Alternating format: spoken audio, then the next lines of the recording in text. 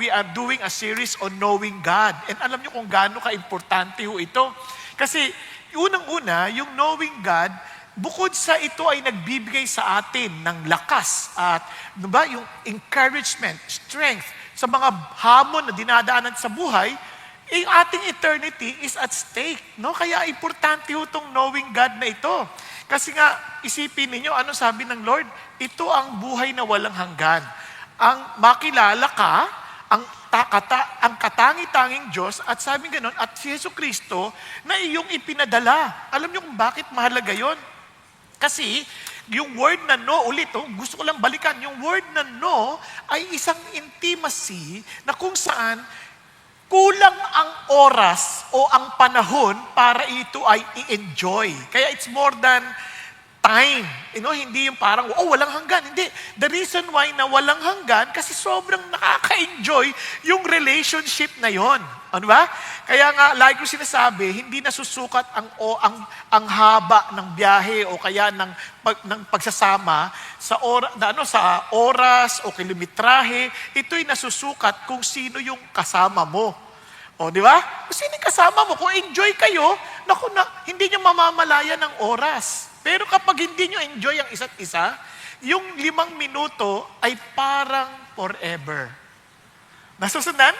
Now, kaya ho ito po ay napaka-importante at ang blessing naman natin sa Panginoon Diyos, siya mismo ang nagpapahayag ng kanyang sarili sa atin.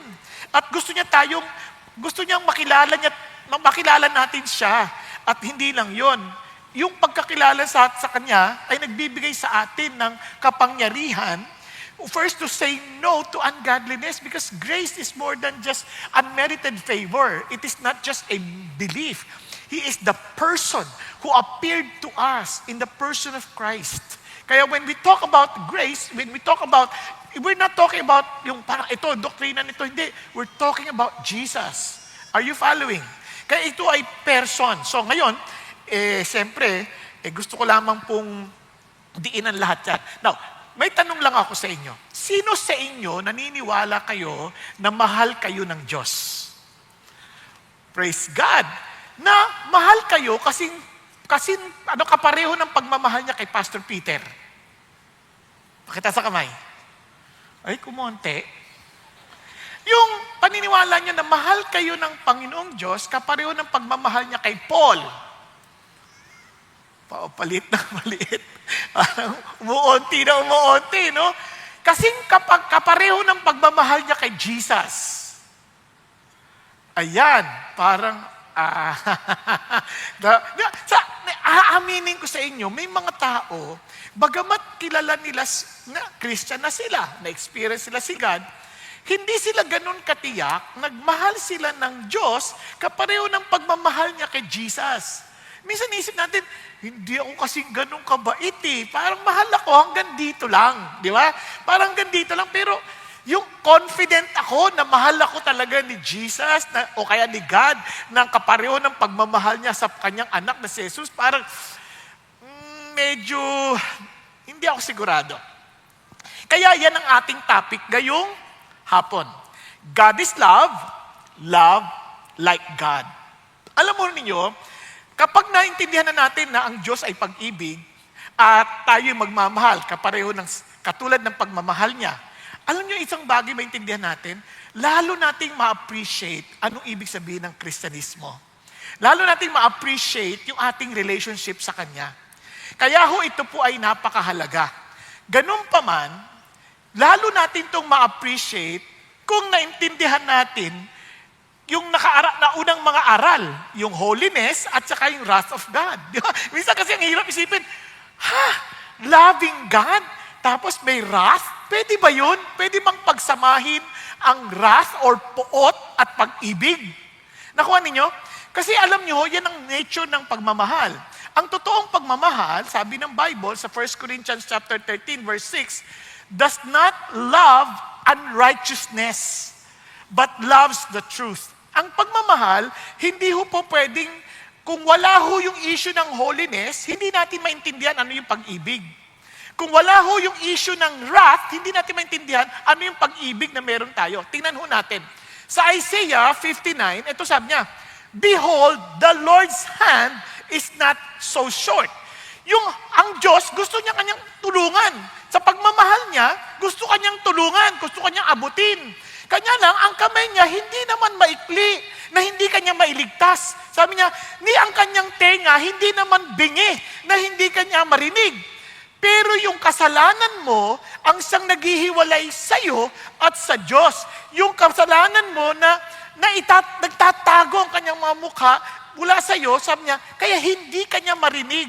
You know what God is saying? Because of our sinfulness and His holiness, we are separated. Kahit gusto kanyang tulungan, hindi kanya matulong-tulungan kasi nga, there is a separation, there is a barrier between us and Him.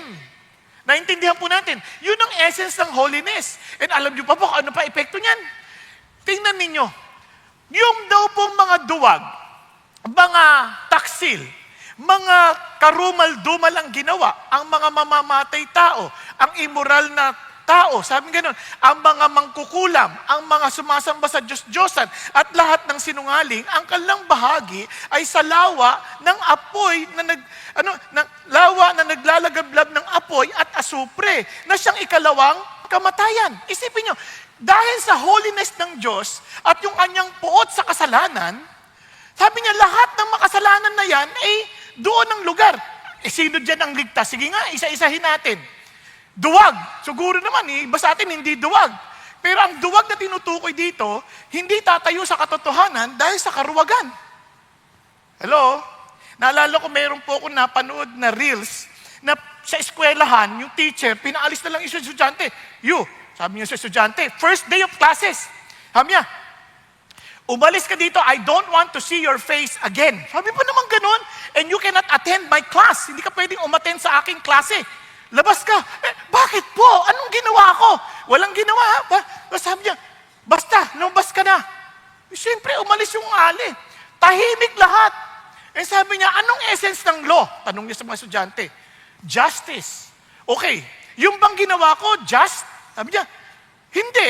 O ba't hindi kayo nagsasalita? Kasi hanggat hindi kayo nadadamay, hindi kayo tatayo. Yan ay isang uri ng karuwagan.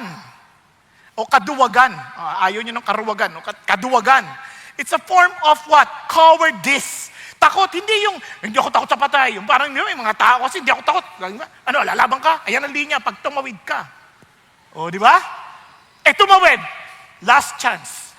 Last chance pa no? May last chance pa. Hindi yun ang tinutukoy dito. Tinutukoy dito because they don't want to stand on what is right and true because of their cowardice. Now, itong unbelieving naman, taksil ito. Ito yung mga hindi naniniwala sa kahit obvious na, dahil ayaw nila yung moral standard ng Diyos, pinagpipilitan pa rin na yung gusto nila. Ngayon, when it comes to abominable, lahat ng mga karumal-dumal na bagay. Sa Bible, ang dami niyan, karumal-dumal na yan. Yung ginahasa ang sariling anak. Di ba? Talaga, parang hindi mo ma-imagine. Ayaw ko na pong isa-isahin pa. Yung isa, kinain yung anak, yung ganun ba? Walang ganyan dito, meron ba? No, at least kung nandyan yan, kinain ka na. Now, ano sabi dito? Mga mamamatay tao. Mabigat ito, yung mamamatay tao sa Bible. Alam nyo ba ibig sabihin? Yun lang, wala ka lang pakialam sa nangangailangan at meron kang kakayanan tumulong, mamamatay tao ka na. Ha? Yung kinancel mo lang yung tao dahil sa, hindi na kita friend. Ganyan. Hindi na kita kakausapin. Mamamatay tao na. O sino hindi ganyan?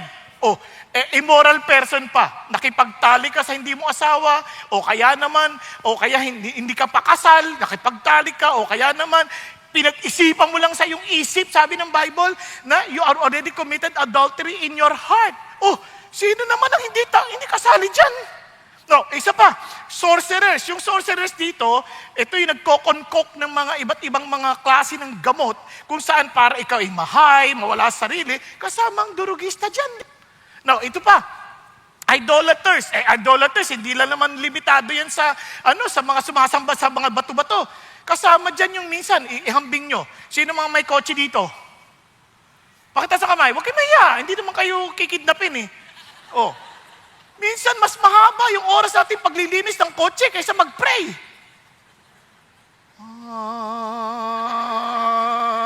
Ano mag-isipan? Yung iba naman, sinasamba yung muka. Ang haba ng oras ang kaayos ng muka. Ay, sobra. Naku, paano ba yan? Ayusin na naman, lalagyan ng semento. Ay, naku, kung ano-ano na. Di ba? Kesa sa mapanahon na magbasa ng Bible. Doon pa lang alam mo na parang, oops, lahat gagastusan. Pero pagdating sa Panginoon, pinagtitipiran. Doon pa lang maintindihan mo na, oh, there is something wrong. Di ba? Ito na naman, and all liars. O, sino sa atin na hindi nagsisinungaling? At hindi nagsinungaling. Yung iba nga tumingin pa lang sa salamin Ay, payat na ako. Magtimbang ka. Na malalaman mo. Lahat tayo sinungaling. Paano na yan? Naintindihan niyo ibig sabihin? Buti na lang mahal tayo ng Diyos kasi for God so loved the world that He gave His only Son or begotten Son that whoever believes in Him shall not perish but have eternal life. Yun ang tinutukoy ni God. We are all helpless. We are all hopeless. And yet here is God, because of His love, pinadala niya yung solusyon.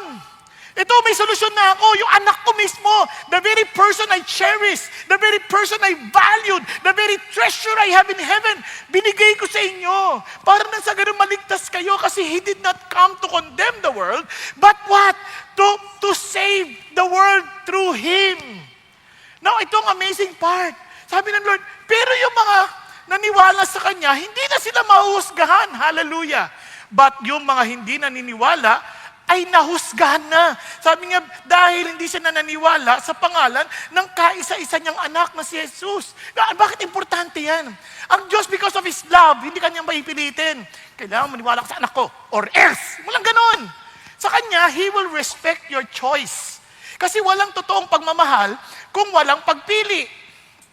Nagkakaintindihan tayo. Kaya ang Diyos, dahil siya'y mapagmahal, hindi Kanya pipilitin. Gusto mo matulog, matulog ka. Ako, hindi ako mapagmahal na tao, kaya pinupuna ko yung natutulog. Hindi, tulog lang kayo. No. Kasi sabi ni Lord, bahalin daw di ba? Kaya, ibig sabihin, may choice ka, pagbibigyan kita. Hahayaan kita. Hindi kita pipilitin. I will try my best to win you, but I cannot force you. Kasi parang kung naliligaw yan, pagka pinwersa mo, hindi na pagmamahal yun. Di ba? Kaya ganun din si God. Kaya lang, paano ba ibig sabihin ng manampalataya? Yan, nagkakatalo-talo na naman dyan. Sabi niya, he who believes in the Son has eternal life. But he who does not obey the Son will not see life, but the wrath of God abides in him. Anong ibig sabihin nun? Ano ang kabaliktaran ng di pananampalataya? Ayon sa talata na to, hindi ako nagsabing to si Jesus, ha? At hindi rin si Paul de Vera. Naintindihan nyo? He who believes in the Son has eternal life. Anong kabaliktaran?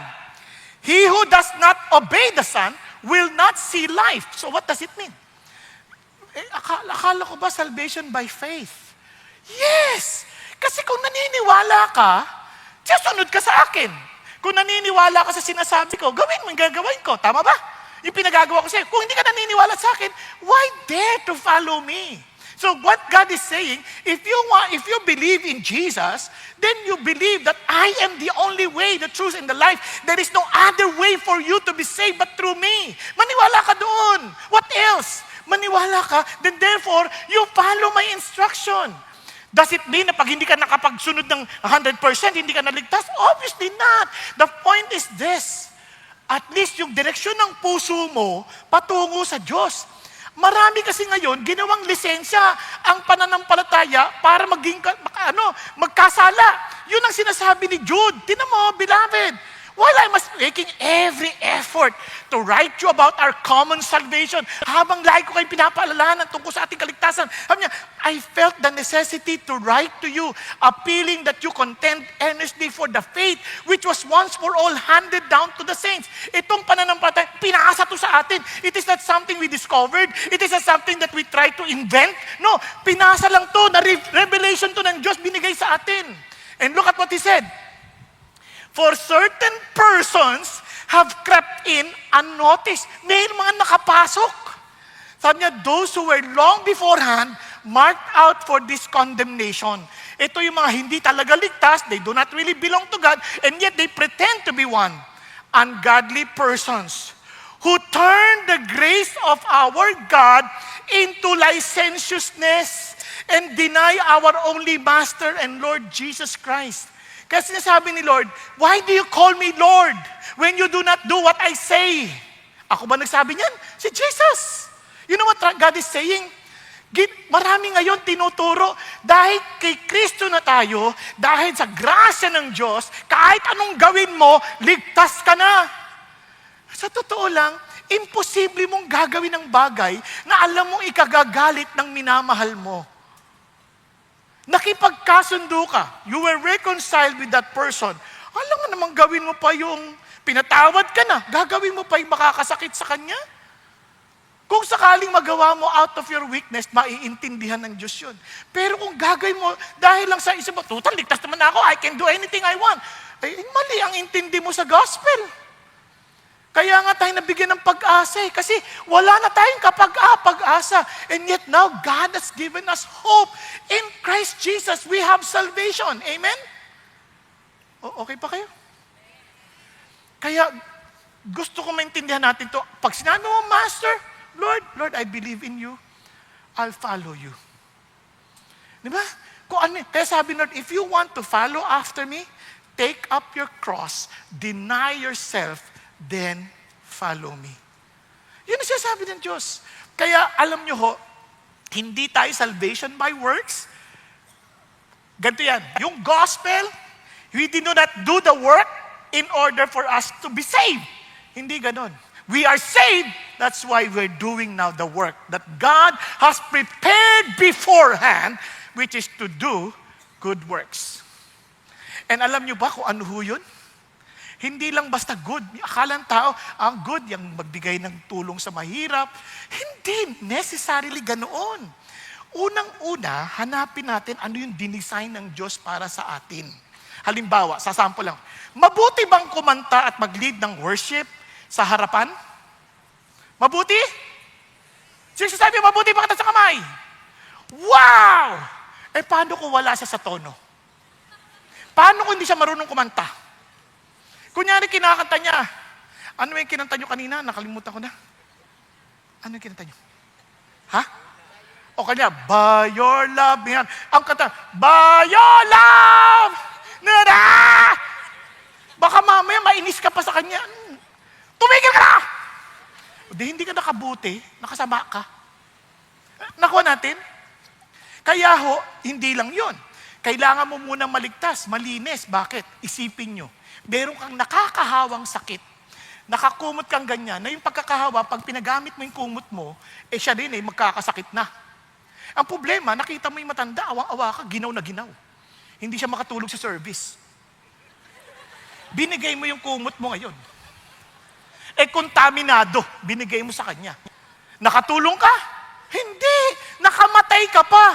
Kaya nga, we need first to be cleansed, we need first to be saved para makagawa tayo ng mabuti. Are you following? Hindi.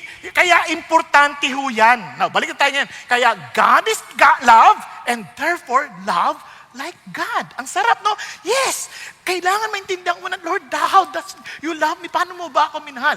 Tingnan ho natin. 3 bagay for our discussion for today. Malawak ang pag-ibig ng Diyos. It is infinite. It's hard to explain. But we will try our best sa pamagitan ng 3 ito, magkaroon tayo ng maliwanag na picture ng pagmamahal at paano natin ito ipamumuhay. First, God's love through the ages. God's love through His Son. God's love through you and me. Okay? Bakit importante yan? Pag-usapan natin, God's love through the ages. Ano bang ibig sabihin nun? Tingnan natin sa 1 John. The one who does not love does not know God. Why? Because God is love. Inulit sa verse 16, God is love, and the one who abides in love abides in God. And God abides in Him. So ano sinasabi niya? Look at this. God defines love. Andiyan pa ba kayo? But love does not define God. Okay pa tayo dyan? Anong ibig sabihin? Kasi tayo may mga concept na tayo ng pagmamahal. Tayo, may concept na tayong pagmamahal. May inis pa tayo, ito ang pagmamahal, ito ang pagmamahal, ito ang pagmamahal. Pero yung pagmamahal na naiisip natin, hindi si God yun.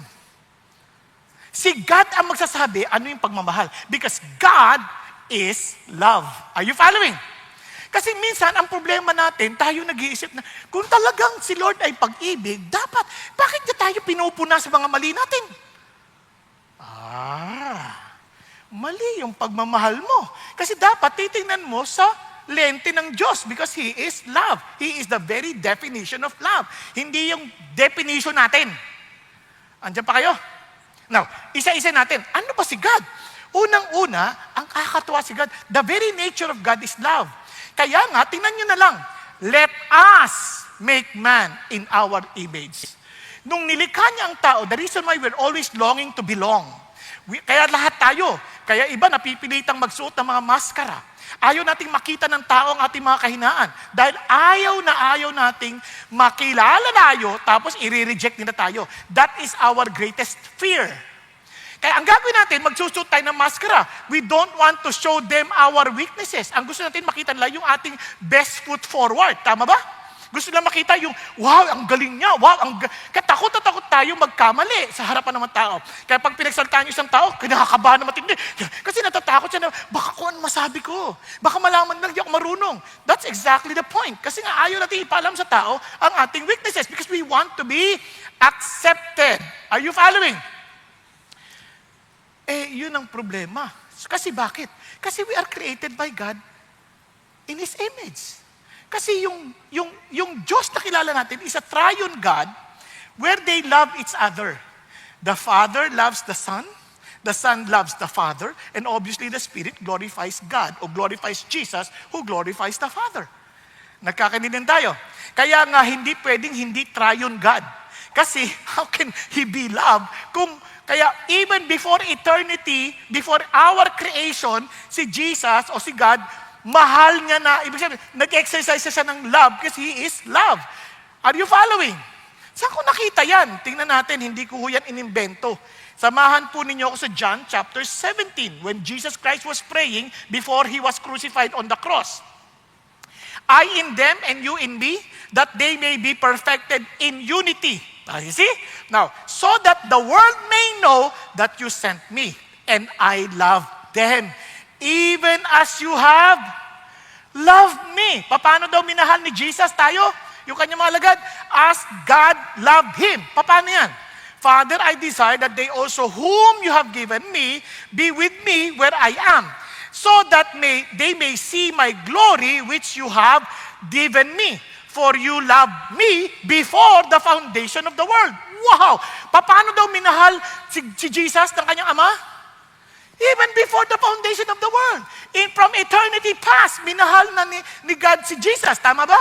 And God is saying, and Jesus, I love them as you have loved me. So sinasabi ni Jesus, minahal ka, hindi ka pa nililikha. Naniniwala ka ba nun? So bakit importante yan? Para paalala sa atin. Minsan nagdududa tayo, Lord, mahal mo ba ako? Ang dami kong kapalpakan eh. Bakit? Kailan ba kita minahal? Nung wala ka ng kapalpakan? Palpak na palpak ka nga nun eh. Hanggang ngayon, palpak ka pa rin. But I love you even before the foundation of the world. Kaya hindi ako nasusurprise na nangyayari sa'yo. Kaya lang, yung iba, tinanggihan yung pagmamahal na yun, kaya hindi na ma-experience. Kaya ang kapalit nun, the natural law is you reap what you have sown. Are you following? Nabalik tayo dito ngayon. Totoo ba yan? Of course. Tingnan nyo, tuloy tayo. And I have made your name known to them and will make it known so that the love with which you have loved me may be in them and I in them. So, ano ulit, paano minahal ulit ni God si Jesus? Before the foundation of the world.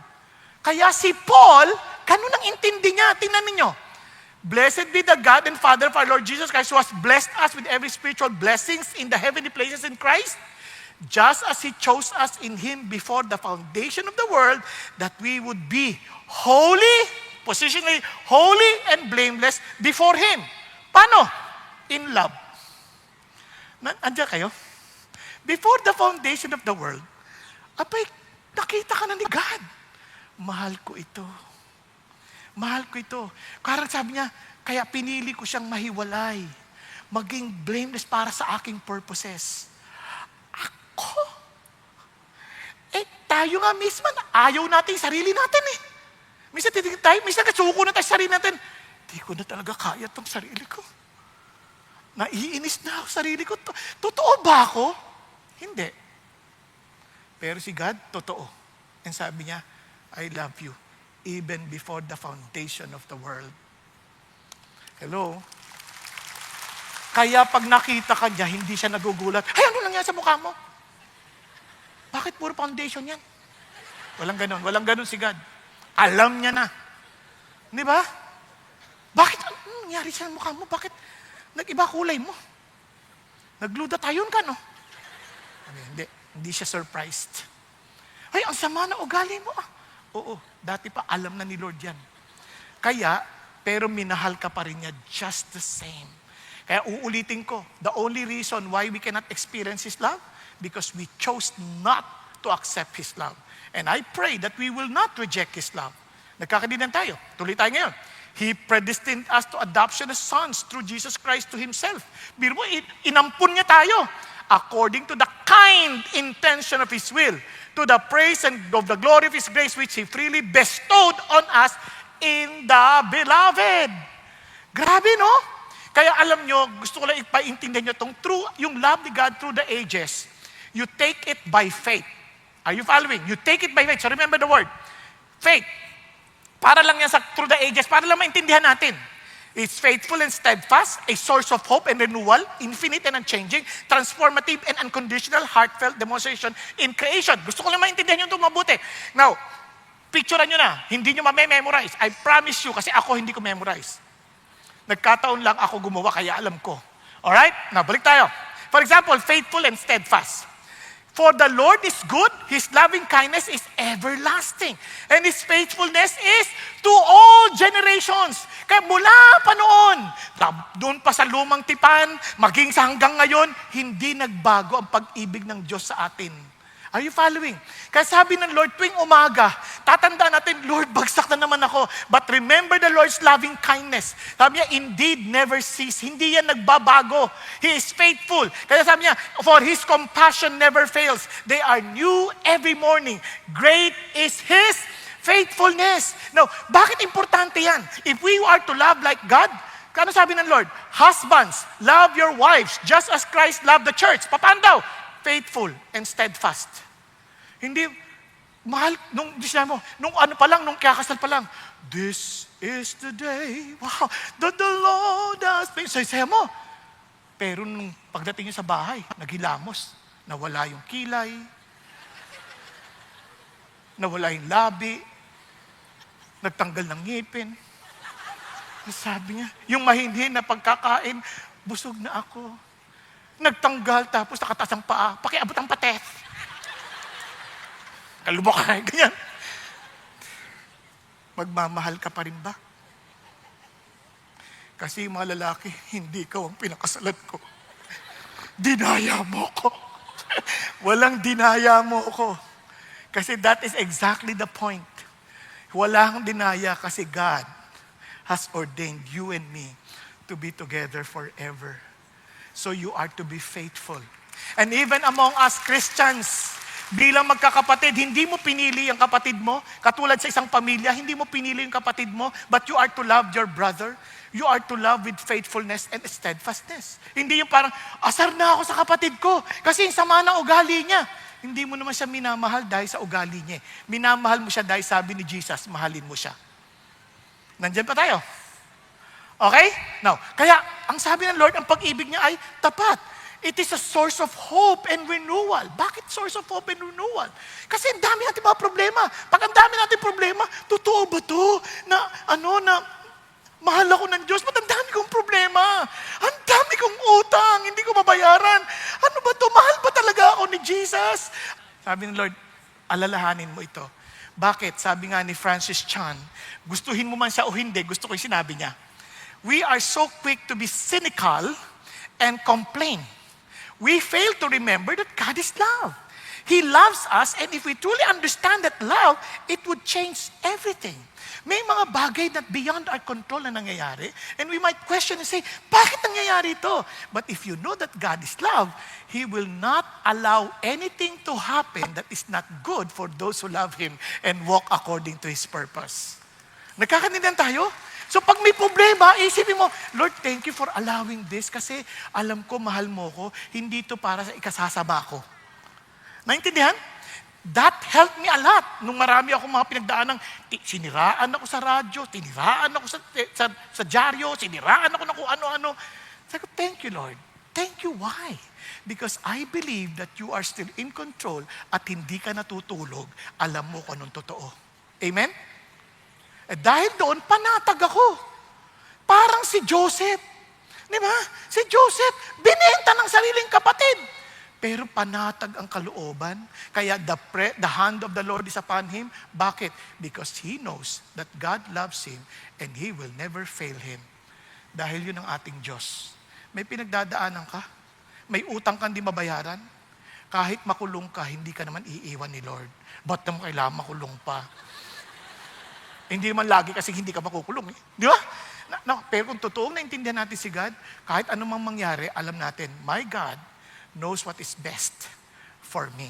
Naalala ko may isang babae nagsabi sa akin, Pastor, kailan kaya ako makapag-asawa? Pag may nanligaw na sa'yo. At sinagot mo na. At kayo na. Sabi niya, wala eh. O di wala. Paano yun? Hindi ba ako mahal ni God? Sa sobrang niyang pagmamahal, ayaw ka niya ibigay sa iba. Wow! Sweet! Di ba? Wow! Bakit yung iba? Ayaw din sa kanila. Dito. Kaya sabi ko rin sa kanya, alam mo, minsan, lang isipin mo, it's better to be alone than to bring the devil along. Are you following? So, importante na you know that our God cares for us so much. Kasi sabi ng Bible, Blessed be the God and Father of our Lord Jesus Christ, the Father of mercies and God of all comfort. Why? Who comfort us in all our afflictions. Because He's a God of love. So that we will be able to comfort those who are in any affliction. You know what God is saying? Believe ako sa'yo. You can comfort others. You will reflect me to people who love me. Amen? Kaya doon ka oo nga no, praise the Lord. Di ba? Now, ito pa. Infinite and unchanging. Hallelujah. Sabi ng Bible, give thanks to the Lord for His good, for His loving kindness is everlasting. Kung si David ito, can you imagine? He fell big time. And yet he knew the Lord sustained him. And His love never changed. Did not change. Bakit? Isipin mo, pwede rin sabihin, ganyan pa, ginanti mo sa akin. Bahala ka na, ayoko na sa'yo. Hindi si Lord, hindi siya piniwan. Hindi siya pinabayaan. Kaya alam mo, minsan isip natin, Lord, paano po ba? Mahal mo pa ba ako? To some of us, feeling natin limited yung pagmamahal ng Diyos. Umabot na ako sa hangganan ng aking pagmamahal. Ikaw yun. But not God. God is unlimited. God is infinite. Kaya hindi siya umaabot sa hangganan. Because He loves you.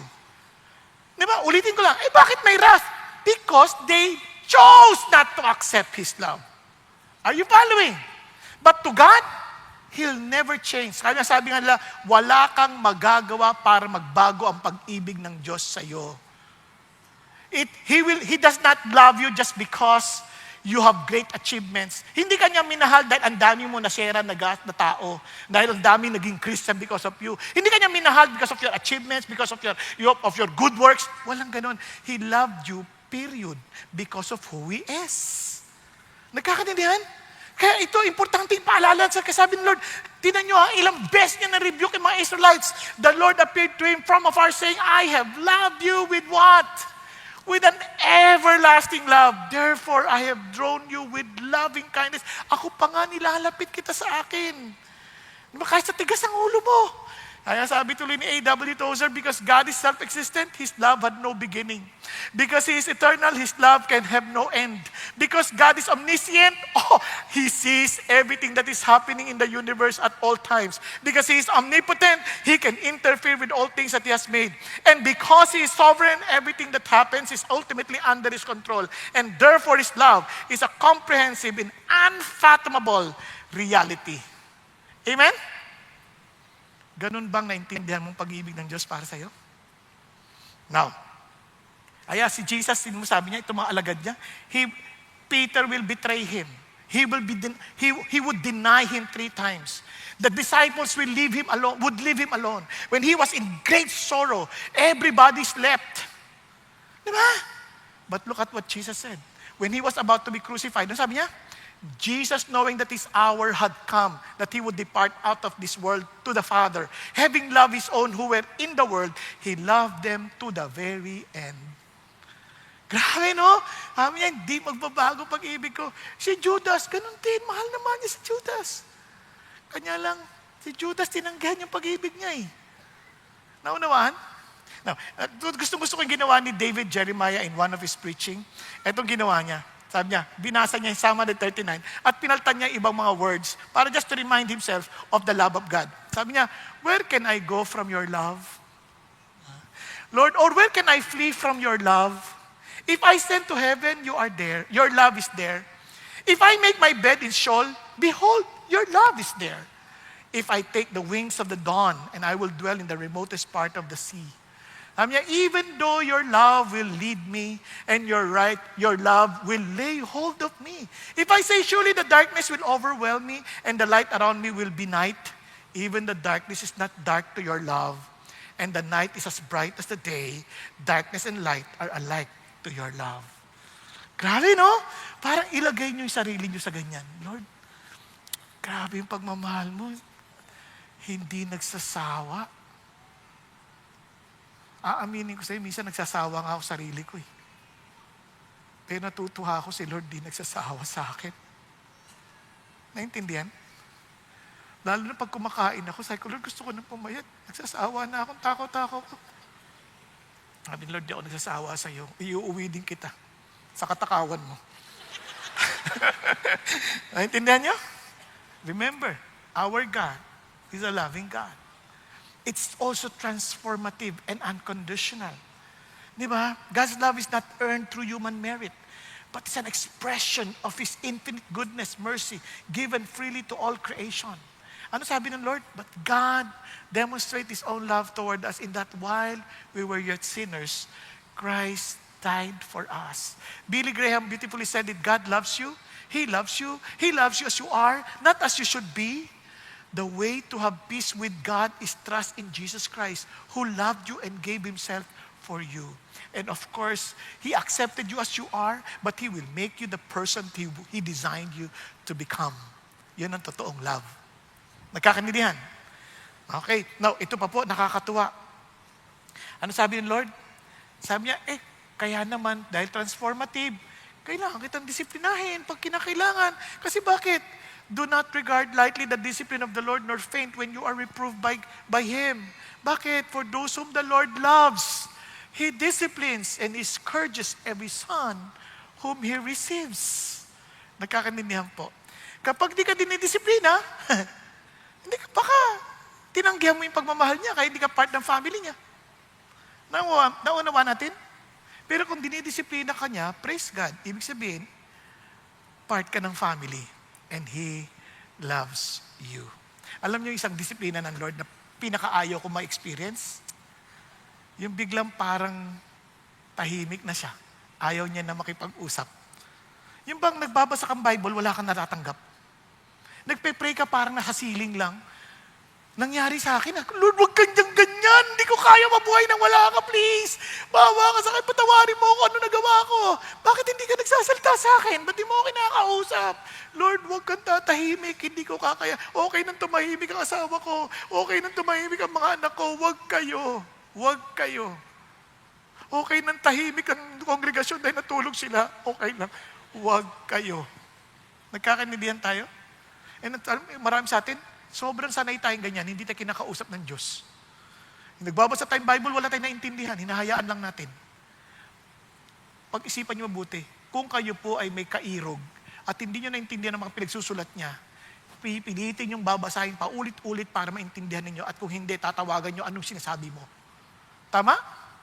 Dahil hindi kayo papayag na hindi kayo nagkakaintindihan. Are you following? Kaya yan isang bagay na hindi dapat natin pinagwawalang bahala.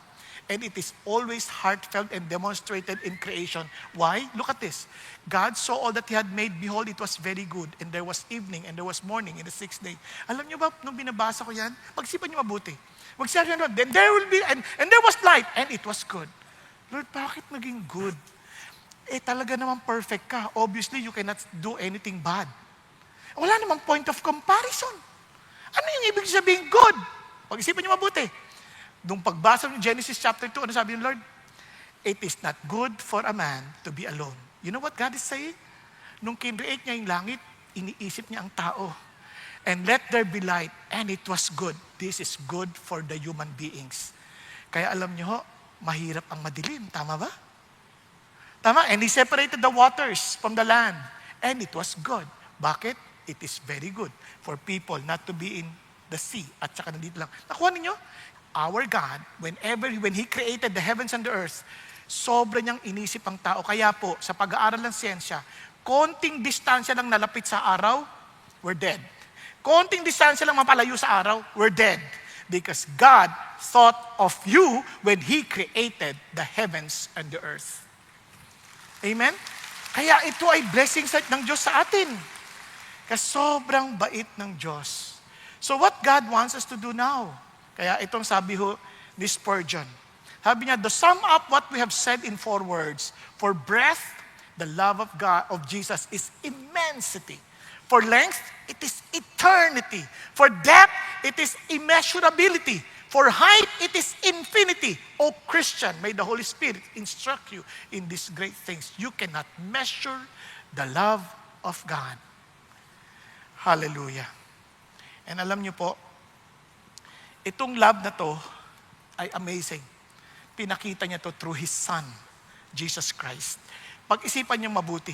Ano sabi ng Lord? By this, the love of God was manifested. Pinakita sa atin that God has sent His only begotten Son. Yung word pa, only begotten, ang ibig sabihin niyan, cherished. Cherished po sa kinasisiya, pinahahalagahan. Yung pinakamahalaga, binigay niya. Yung pinaka-importante, binigay niya. Kaya po ba natin gawin niya? For example, meron tayong pinakamagandang singsing, ibibigay lang natin kung kani-kanino? Hindi, sabi niya, binigay niya pinaka-importante. At hindi lang yun, into the world. World of chaos. World of suffering. World of, yun nga, mga projects na hindi totoo. Type niyo ba yung ganyang mundo?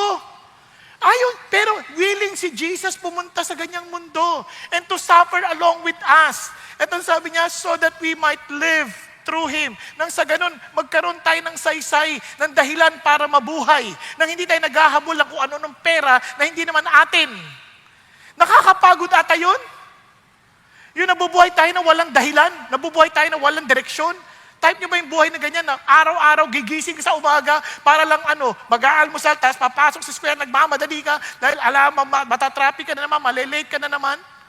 Sabi nga ng asawa ko, iba hindi na nakaligo, o kung naligo man, hindi nasabunan, hindi nagsabon. Huwag ka mag-alala, pag na-late ka, doon ka nasasabunan. Hindi, at least, di ba? Pero ang punto, gusto bang ganung buhay, paulit-ulit na lang. Tapos pag uwi sa bahay, ito na naman ito, papagod ka na naman, sasalubungin ka na naman ng iyong asawa, sasalubungin ka ng mga anak, tapos kakain ka na naman, parehong buhay ka, tutulog ka, kinabukasan, ganun na naman. Paulit-ulit. Gusto mong ganyang buhay?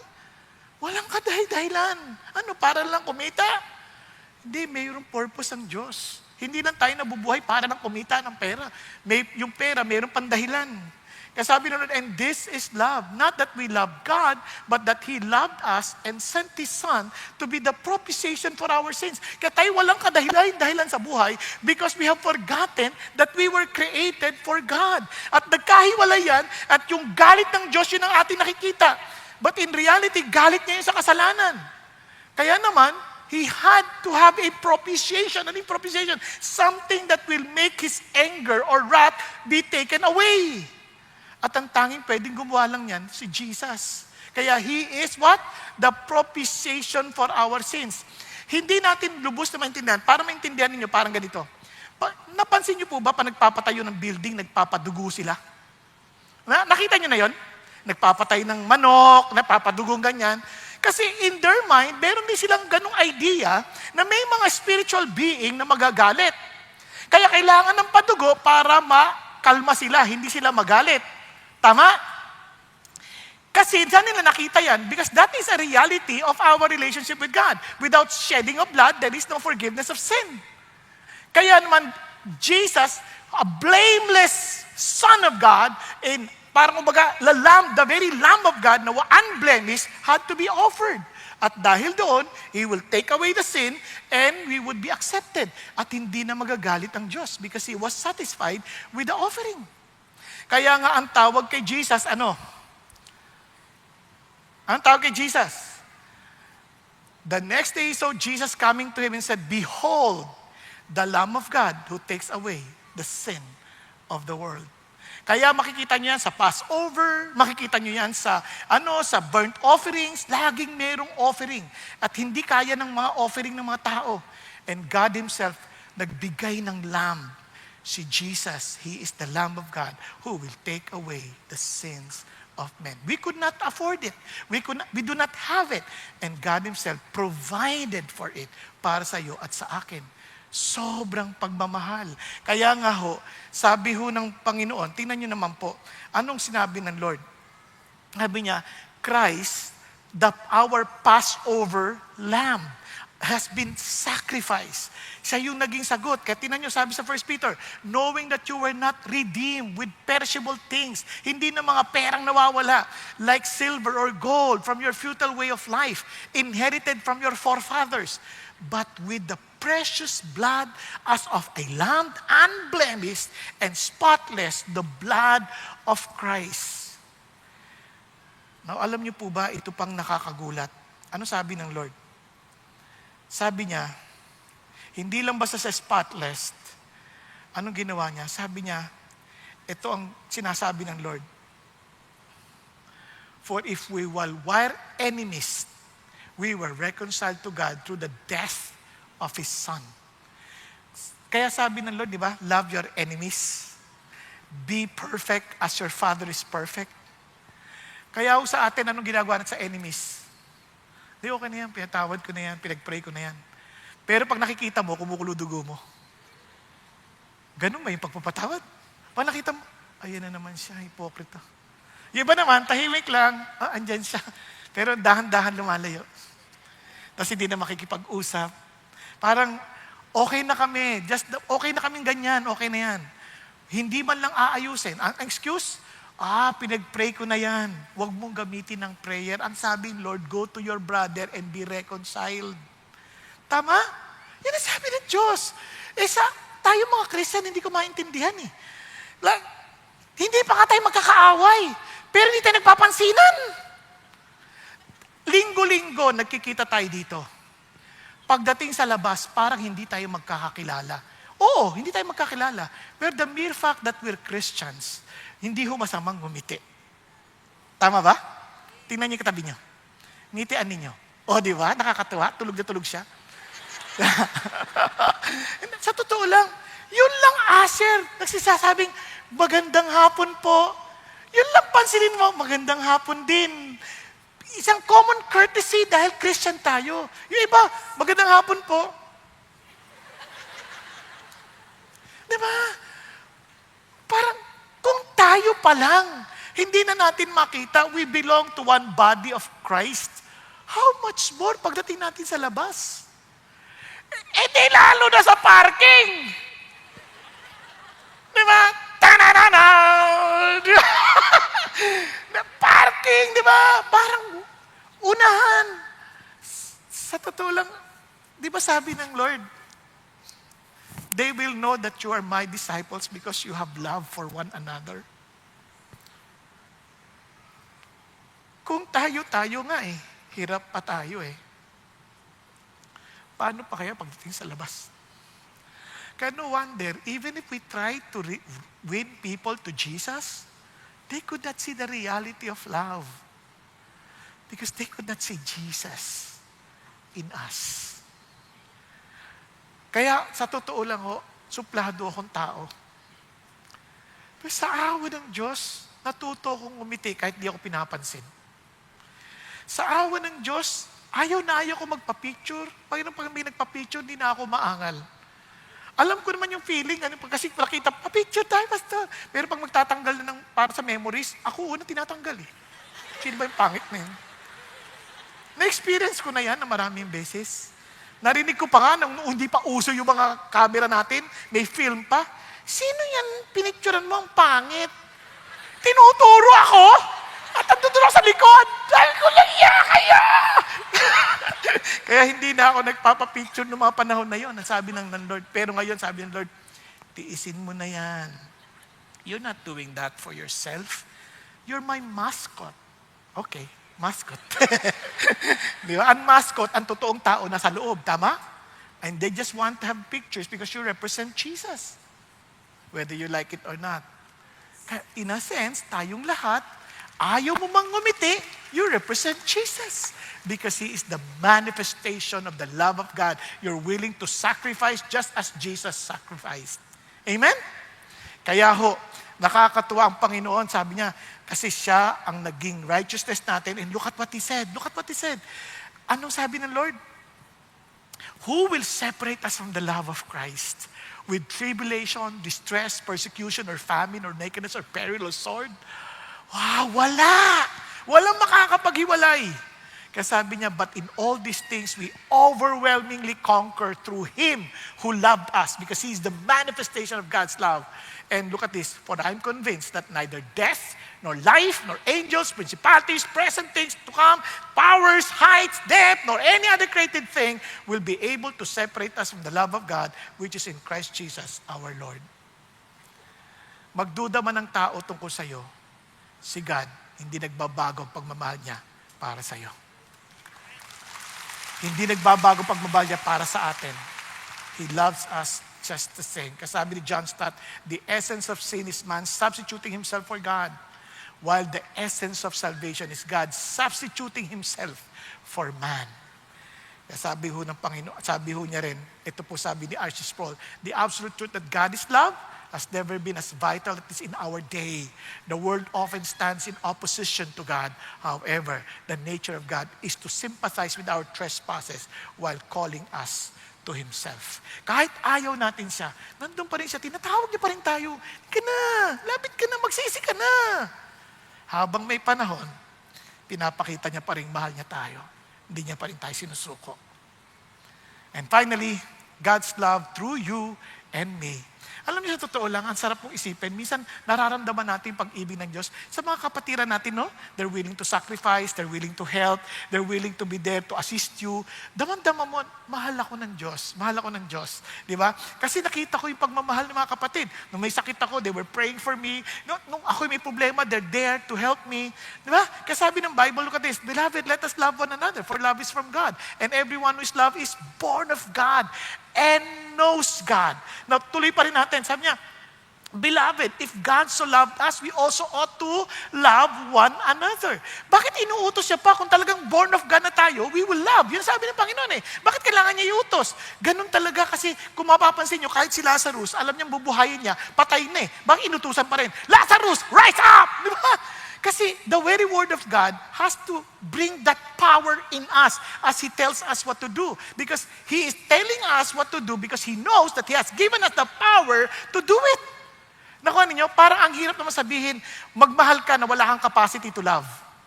Tama ba? Hello? Halimbawa, uy, kain ka na. Eh wala, nakatahi yung labi mo. Paano ka kakain? Parang ganito, para lalo natin maintindihan. Halimbawa, yung nanay umuwi. Sabi sa kanya, nung nanganak siya, that baby, sabi ni God, will live for 100 years. Pagdating sa bahay, hindi niya pinapakain. Bakit mo napakain? Sabi ni Lord, He will live for 100 years. Ano? Dapat, pakainin mo dahil He will live for 100 years. Di ba? Parang mga bata, sabi ni Lord, papasa ka sa exam mo. Oh, kung papasa ka, ano gagawin mo? Ay, mag-aral ka. Mag-take ka ng exam, tama ba? Kasi kung di ka mag-take ng exam, paano ka papasa? Kung di ka mag-aaral, paano ka papasa? Ay, yung iba, iniisip nila, papasa ka dahil tutulungan ka ng Diyos. Nag-pray na lang, hindi na nag-aaral. Lord, tulungan mo ako. Tapos titingin sa katabi, ay, answered prayer. Hindi ganon. Kung naniniwala ka that God answers your prayer, then you do your part. Tama? Pag sinabi ng Lord, babayaran ko utang mo, magbayad ka ng utang. Hindi yung, iintay mo pa, Lord, bayaran mo na. Hindi. Maging responsable ka, magbayad ng utang. Pero kung hindi ka nagbabayad makakabayad ng utang, kahit anong panalangin mo, hindi ka makakabayad ng utang. Yun ang sinasabi ng Panginoon, beloved.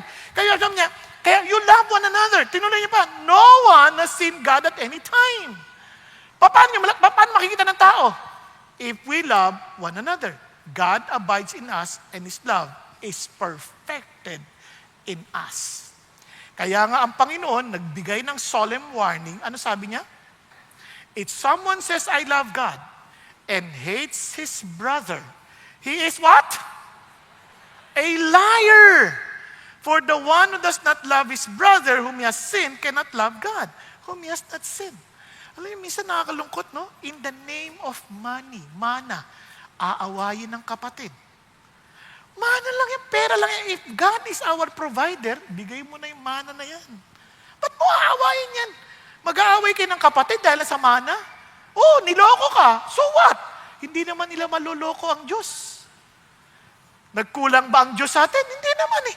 Kaya alam minsan, kaya tayo natatakot, kasi natatakot tayo, baka tayo kalangin. Huwag ka matakot. God is good. Hindi niya tayo pababayaan. Basta seek first His kingdom and His righteousness, and all these things shall be added unto you. Huwag na tayo makipag-away. Diba? Minsan makikipag-away pa tayo sa mga bagay-bagay. Dinaya sa negosyo, dinaya. Ibigay mo na sa Diyos yan. Hindi naman niya makakalusot. Lalabas at lalabasin ang katotohanan. Naintindihan po. Diba? Hindi man natin makuha yung ustisya ngayon, palagay nyo, makakalusot sila sa Panginoon. Kaya sabi ng Bible, this commandment we have from Him, that the one who loves God should love his brother also. Paano magmahal? Kahit kaaway mo, titiisin mo lahat ng nararamdaman mo because it's not about your feelings. It's about the heart of God. Are you following? So ngayon po, para lalo natin maintindihan, we will hear a testimony before I end. Ng isang kapatid who experienced the very same love na mula sa Diyos at they expressed it to others. No? Hindi lang sa isa't isa at maging sa iba. Ito po si Daryl and Cheryl. Ang mag-asawang Daryl at Cheryl. Palakpakan po natin, Panginoon, para po sa ating mga kapatid. At the start of the pandemic, my classmate shared the gospel with me and emphasized my need to encounter the love of Jesus. Around 1 year later, on a fateful day in October 2021, I found myself weeping for almost an hour, recalling all my sins and feeling deeply sorry for them, as I saw my filthiness compared to God's holiness. I knew I deserved hell. And on that day, I surrendered my life to Jesus. I had a deep thirst for His Word and for godly conversations. And so I initiated that Cheryl and I join a discipleship group. In November 2021, I had my own personal encounter with the Lord. In a vision, I saw His wounded and bloodied body, and I realized how sinful I am. Despite this, I knew He loved me and accepted me with all my imperfections. At that moment, I accepted Him as my personal Lord and Savior. In the first week of 2023, the Lord strongly convicted me to reveal to Cheryl an infidelity I committed before we got married. I struggled, but I obeyed. And the next few months were full of resentment. There were days when Cheryl would cry, and I would comfort her by reassuring her and reading the book of Psalms to her. By God's grace, she eventually forgave me. But after that rocky part of our marriage, a lump in Cheryl's breast, which we had been downplaying for 2 years, was found to be malignant. She was diagnosed with stage 3 breast cancer. To make our circumstances even more complicated, I was unemployed at that time. But the Lord, in His faithfulness, blessed us with the exact amount we needed to pay for Cheryl's surgery. When we got home after my surgery, I was so discouraged. I was afraid for my 2 young children and concerned about who would take care of them if anything happened to me. God made me realize that my children belong to Him and that He is able to love and care for them better than I ever can. I asked the Lord about His plan for me, and He reminded me that He wanted me to serve Him even when I was not healed yet. I humbled myself and did not even have the courage to ask, "Why, Lord? Why me?" It was going to be His way, not my way. I again bowed to His Lordship over my life and surrendered everything to Him. I realized I was nothing. I owned nothing, and His love and plans for my family were far better than my love and plans for them. Ironically, it was in the midst of Cheryl's condition and my joblessness that the Lord led us to start a couples D group.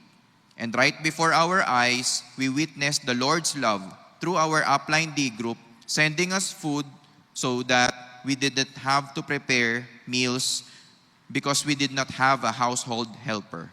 We began seeing our D group members improve in their marriages and as individuals because of constant prayer and reading God's Word. God's love also became evident when people in our discipleship network were used by the Lord to lighten our financial load and helped pay for Cheryl's expensive medications. The Lord taught me to always tell others about God's love by sharing the gospel. To a delivery rider, repairman, tricycle driver, beggar on a footbridge, and many others who need Jesus. I also prayed over them for their personal concerns. I also had occasions to share Jesus with some of my present and past colleagues. Finally, whenever Cheryl and I attend family gatherings like birthdays, wakes, or reunions, the Lord would make it purposeful by letting people hear the gospel through us. What the enemy meant for evil, God turned for good.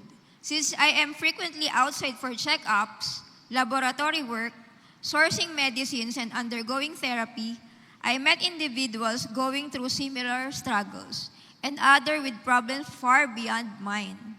The Lord gave me courage to share the gospel with a suicidal motorcycle driver, taxi driver, jeepney drivers, a tricycle driver estranged from his wife, hospital and clinic staff, hotel staff, with a cancer patient mother, a distressed mother, an agnostic cancer patient, and more.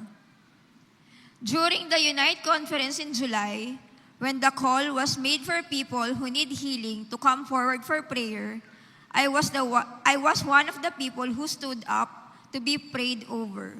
The Lord was very sweet to me as He led a breast cancer survivor to pray over me. I was deeply moved and thankful to the Lord. Looking back, I am always in tears as I acknowledge the goodness and love of God in my life. For everything that has happened, His track record is like no other. It humbles me to realize that it's no longer my story, but His story in my life. Today, our battles may not be over, but we know that the Lord, through His love, has already won the greatest battle we could never win. The Lord is our strength and song, and He has become our salvation. All praise, honor, and glory to God. Let me just end with one last story. Ito po'y nangyari sa China. Totoong pangyayari ito. Kwento to ni Watchman Nee. Meron pong isang Christian na meron siyang, kasi parang rice terraces, di ba? Nandun siya sa tuktok ng bundok, nandun ang kanyang taniman, yung kanyang rice field. Maagang-maaga, dinidiligan niya na yon. At itong kapitbahay na sobrang talino, binubutas niya yung rice field ng Christian para yung tubig bumaba sa kanya. Wala siyang kahirap-hirap. Kung kayo ang nasa kalalagayan ng farmer doon sa taas, anong gagawin nyo? So tuloy lang. Dilig, araw-araw, hanggang sa napuno na siya. Hindi na to tama! Pero siyempre yung tono na yon, ako lang yon. Sa kanya, malagay ko mas mahinahon siya. Sabi niya, hindi na to tama. Kailangan ko nang gumawa ng paraan para matigil na to. So he prayed and surrendered the situation to the Lord. Ang aga-aga, bumangon siya. Alam niyo kung anong ginawa? Diniligan niya yung rice field ng kapitbahay. At pagkatapos sa kanya, diniligan niya sa kanya. Dahil doon, hindi na kailangan butasin pa. Ha? Alam ho ninyo, dahil sa kanyang ginawa, yung pong kapitbahay, na pag pinagmasdan siya ng mabuti, bakit ito ganito? At napagtanto niya na ito ay tagasunod ni Jesus Christ. At dahil sa kanyang nasaksihan, siya mismo ay sumuko rin sa Panginoon Kristo. Kung kaya't, araw-araw, dalawa na silang nagdidilig ng sabay. Hallelujah. Amen po? And mga kapatid, mahahamon tayo sa ganyang mga pagkakataon.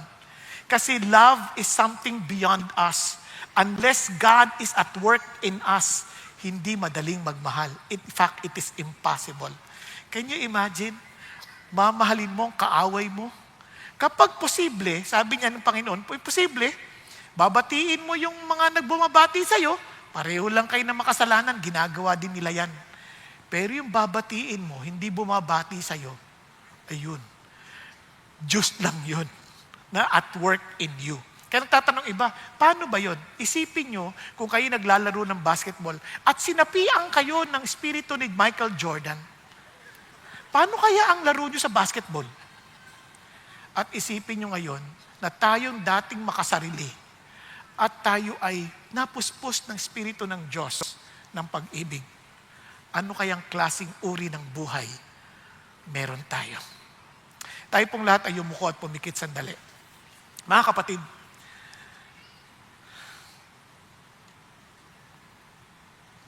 sa dakilang pag-ibig ng Diyos,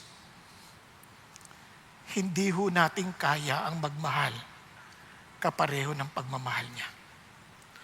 Kung wala siya sa atin, kung hindi tayo naisilang sa Kanya. Kaya naman, mga kapatid, atin pong evaluate ang ating mga sarili. Ang diablo'y nananampalataya, nanginginig pa. Kaya sabi ng Lord, kayong nananampalataya sa akin, sunod kayo sa akin. At hindi nyo yung kakayanin kung wala ako sa inyo.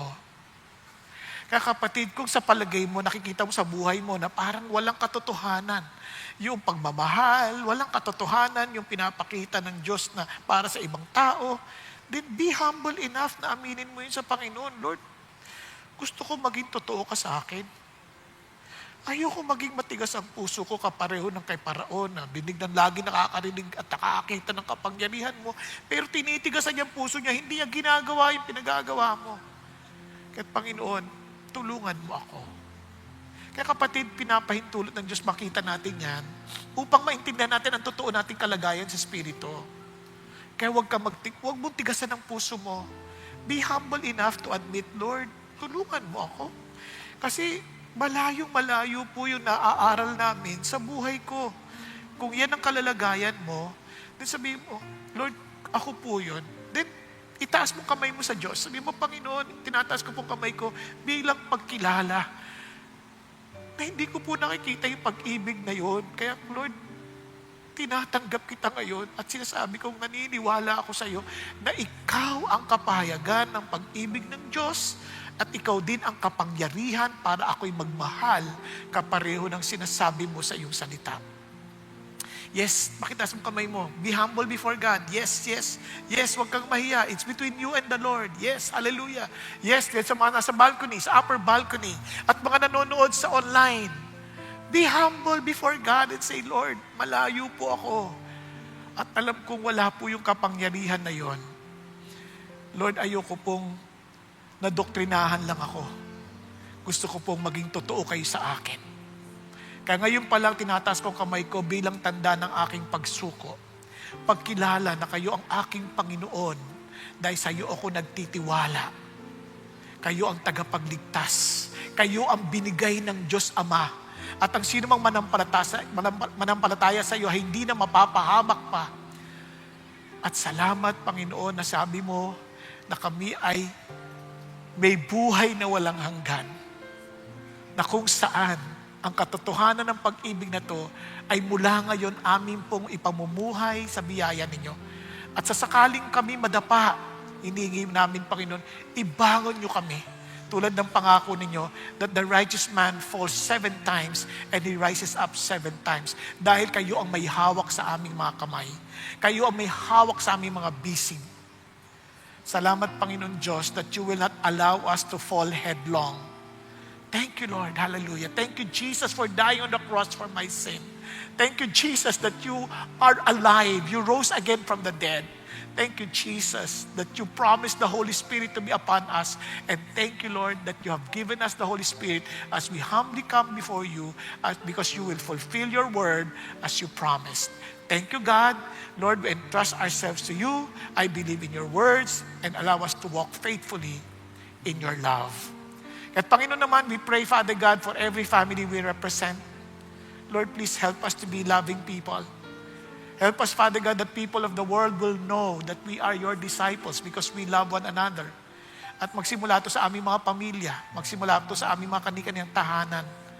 Panginoon, na hindi na po yung pakiramdam namin ang masusunod, kundi ang pakiramdam ninyo, ang puso ninyo ang masusunod. Salamat po muli, Panginoon Diyos. Pagpalain niyo pong bawat pamilyang aming nire-represent at patuloy niyo pong, Panginoon Diyos, pagyabungin ang pagmamahal ninyo sa bawat isa. At dalangin namin na ang aming buhay ay maging salamin ng pag-ibig ninyo, nang sa ganun ng maraming tao ay maaakit, Panginoon, lumapit sa inyo dahil totoong-totoo kayo sa amin. Thank you, Jesus.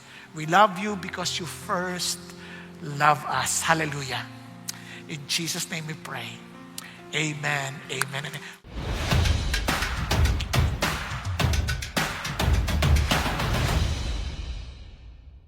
Magandang araw, CCF family! Welcome to Sunday Fast Track, where you ask real-life questions and we give you biblical truths. Ako po si Ian Perez mula sa Big Singles Ministry at kasama natin ang ating speaker na si Pastor Bong Saking upang sagutin ang inyong mga katanungan. Magandang araw po, Pastor Bong. Kamusta kayo? Magandang araw din sa iyo, Ian, at mabuti man ako sa biyaya ng Panginoon Diyos. Okay po, simulan na po natin. Unang tanong, Pastor Bong, ano ang meron sa pag-ibig ng Diyos na wala sa pagmamahal ng isang tao? Alam mo, napakalawak na tanong yan. Kasi unang-una, kung iahambing natin ang pag-ibig ng tao sa pag-ibig ng Diyos, doon pa lang sa pag-ibig ng Diyos ay walang hanggan. So ang tao may hangganan. Yung pag-ibig ng tao ay may kondisyon. Ang pag-ibig ng Diyos ay walang kondisyon. Ito ay pag-ibig niya sa atin, ni bago pa tayo nilikha. Di ba? At ang pag-ibig ng Diyos, siyempre, sabi ng Panginoon, ay hindi natutuwa sa gawing masasama. At ito ay natutuwa sa katotohanan. Ang tao, minsan, hindi natin alam kung ano yung masama at saka anong katotohanan. Kaya doon pa lang makita mo na yung basic na pagkakaiba ng pag-ibig ng Diyos sa pag-ibig ng tao. At ang higit sa lahat, ang pag-ibig ng Diyos, kung mapapansin mo, hindi kung ano yung mapapakinabangan niya, kundi ano yung maipagkakalob niya sa tao. Ang tao, hindi. Ang pagmamahal natin, madalas, ay may makasariling hangarin. Kung mahal kita, dapat gawin mo to sa akin. Ang Diyos hindi. For God so loved the world that He gave. Husbands, love your wife just as Christ loved the church that He gave. Laging pabigay. Salamat for that, Pastor Bong. At para naman sa pangalawang katanungan, Pastor Bong, na-mention mo kanina yung kagandaan ng pag-ibig ng Diyos. Ang tanong po ay ito, ano ang mga posibleng hadlang o dahilan kung bakit di ko maramdaman ang pagmamahal ng Diyos sa akin? Ayan. Madalas, ang ating dahilan kung bakit hindi natin maranasan yung pag-ibig ng Diyos, ay marahil hindi natin tinanggap yung pag-ibig ng Diyos. At kung hindi naman, ang ating pag-ibig, yung ini-interpret natin pag-ibig ng Diyos sa paraan ng ating pagmamahal. Kumbaga, parang iniisip natin, mahal tayo ng Diyos because of our merits. Na parang, kaya ako mahal ng Diyos kasi ginagawa ko ito, hindi ko nagagawa. So feeling ko, hindi ako mahal ng Diyos. Ang totoo niyan, kung gusto mong malaman ang pagmamahal ng Diyos, huwag dun sa nararamdaman mo, kundi ano yung ginawa ni Jesus Christ sa krus para sa atin, para sa iyo personally. Kasi sabi nga ng Lord, kung ikaw ay, kumbaga, mamahalin ka ng Diyos, kahit ikaw na lang mag-isa sa mundo na to. At kung sakali mag-isa ka na lang, ikaw pa magpapako kay Jesus. Diba? Ganun kanya kamahal. Salamat for that, Pastor Bong. At para sa huling katanungan, maaari bang magdamot ng pagmamahal? Lalo na sa mga taong tingin namin ay hindi karapat-dapat makatanggap nito. Ayan. Alam mo, kung iisipin mo mabuti, ano sabi ng Lord? Love your enemies. Be perfect as your Father is perfect. Pag inisip mo mabuti, sino yung mga hindi karapat-dapat na mahalin? Obviously, kaaway, hindi mo karapat-dapat mahalin yan. Kaya the very essence of love, hindi ka pwede magdamot kasi pabigay ang pagmamahal. So, kung ang kaaway ay worst na yon na klase ng tao na makakaharap mo sa buhay, mamahalin mo, katulad sabi ng Panginoon, Ay naku pa, sino pa? Di ba? Kaya nga sabi ng Panginoon, siya mismo, while we were still His enemies, He died or His Son died for us that we can be reconciled with God. So ano ang ating pwedeng ipagdamot kung ang pag-ibig ay pagbigay? Maraming salamat po, Pastor Bong, sa pagsagot sa aming mga katanungan. Pero bago tayo magtapos, inaanyayahan po namin kayo sa August 30 at 31. Ayain ninyo ang inyong mga kamag-anak, mga kaibigan, at sama-sama po natin ipagdiwang ang katapatan at kabutihan ng Panginoon sa CCF sa loob ng 41 taon. Wow, praise God. Pero bukod ba dyan, para naman sa mga singles, iniimbitahan namin kayo na sumama kayo sa aming Converge Singles Conference sa September 5 and 6. At hindi lang yun, para naman sa mga kalalakihan, meron din ho tayong Made Men Conference sa September 19 to 20. Iscan nyo lang po ang QR code para makapag-register. And that's it for CCF Sunday Fast Track. God bless!